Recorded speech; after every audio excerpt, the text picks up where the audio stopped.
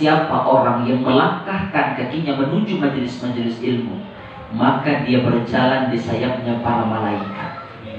Jadi kita malam hari ini melangkahkan kaki di tempat ini, pada hakikatnya kita melangkahkan kaki kita di atas sayap para malaikat.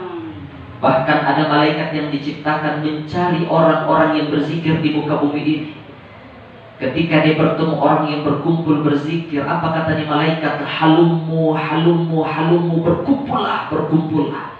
Sampai banyaknya malaikat, tingginya sampai ke arsy Allah Subhanahu wa ta'ala, hanya mata saja kita yang tidak bisa melihatnya.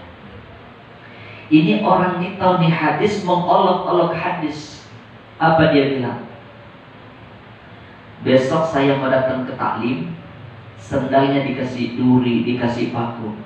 Apa tujuannya? Biar dia menginjak, menyakiti sayap ini malaikat. Jadi ini ngolok-ngolok hadis. Apa yang terjadi?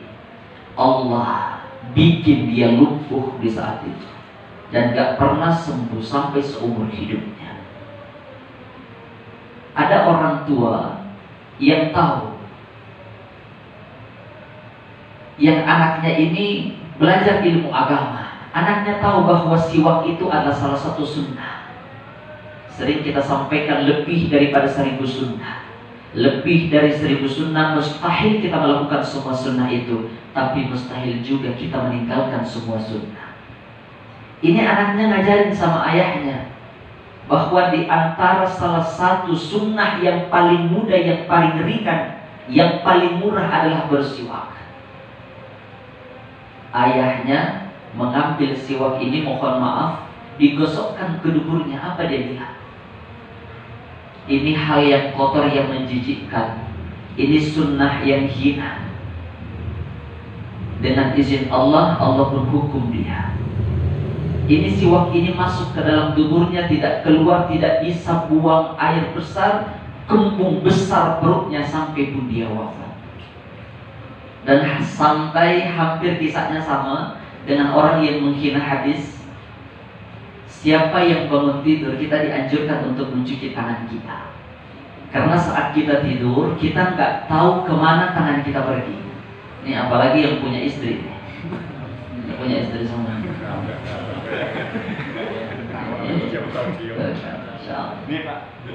Iya.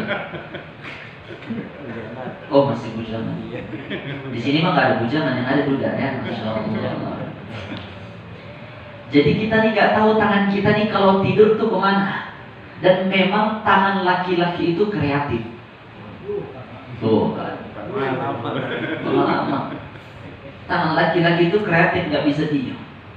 Maka kita dianjurkan bangun tidur itu yang pertama kita lakukan minimal cuci tangan. Ini orang ledek lagi, apa dia bilang? Nggak, saya jamin setiap malam itu tangan saya nggak menyentuh sesuatu hal yang najis. Lagi-lagi itu tangannya masuk ke duburnya, nggak bisa buang air besar, besar perutnya sampai dia wafat. Jangan menghina hukum Allah di akhir zaman ini. Siapa orang yang menghina hukum Allah? Ini bukan hadis, hukum Allah, syariat Allah. Ini lagi viral dibahas nih. Di taklim-taklim hampir dibahas, di setiap taklim. Mustafa Kemal Atatürk. Mustafa Kemal Atatürk itu dia pernah berjanji, seandainya saya diberikan umur panjang 10 tahun, 15 tahun, saya akan runtuhkan sistem Islam menjadi sistem demokrasi. Dan benar, Allah berikan umur panjang. Ini sesuai janji setan. Diusir dari surga, apa kata setan? Ya Rabb, berikan saya umur panjang biar saya goda umat manusia, biar saya punya teman yang banyak nanti di neraka. Mustafa Kemal Atatürk juga melakukan ini. Dia mengatakan ini,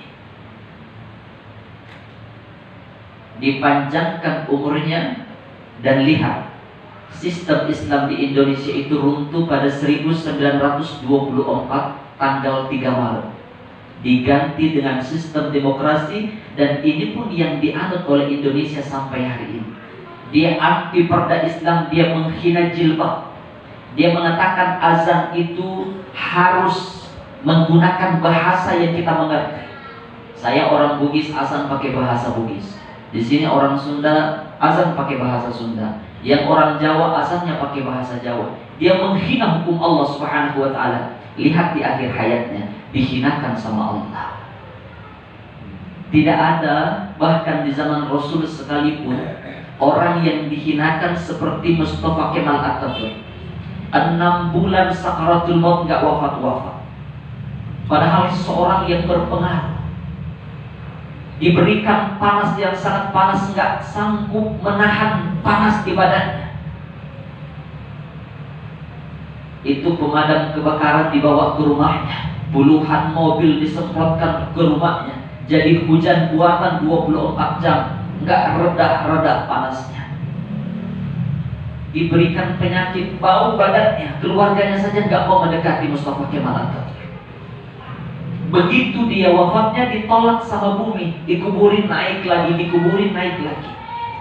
Ada seorang di Indonesia ini yang membuat filmnya, gak tahu di YouTube ada atau tidak, bagaimana hinanya Mustafa Kemal Atatürk, maka badannya dicor di atas tanah. Jadi satu-satunya orang yang gak dikubur matinya itu Mustafa Kemal Atatürk, dicor tubuhnya. Dan yang dahsyat di Indonesia, orang yang meruntuhkan sistem Islam, menghina perda Islam, konon kabarnya di Jakarta, di Menteng, Jakarta Pusat, namanya pengen dijadikan sebuah nama jalan. Ini dahsyat di Indonesia nih. Tapi mudah-mudahan ini kan belum sah kalau tidak salah. Mudah-mudahan gak jadi. Karena pasti banyak umat Islam yang menolak. Memang sekarang banyak berita viral tuh. Ada yang main TikTok, di belakang main TikTok kan ya. Di TikTok viral si katak nih sekarang. Viral tuh, tawuran terus, insya Allah gak ada manfaat. Maka jangan menghinakan agama Allah Subhanahu wa taala. Orang yang menghinakan agama Allah, menghinakan hadis Rasul sallallahu alaihi wasallam, banyak yang Allah tampakkan di bumi saja Allah hinakan. Di bumi saja Allah azab dia, apalagi nanti di yaumil hisab.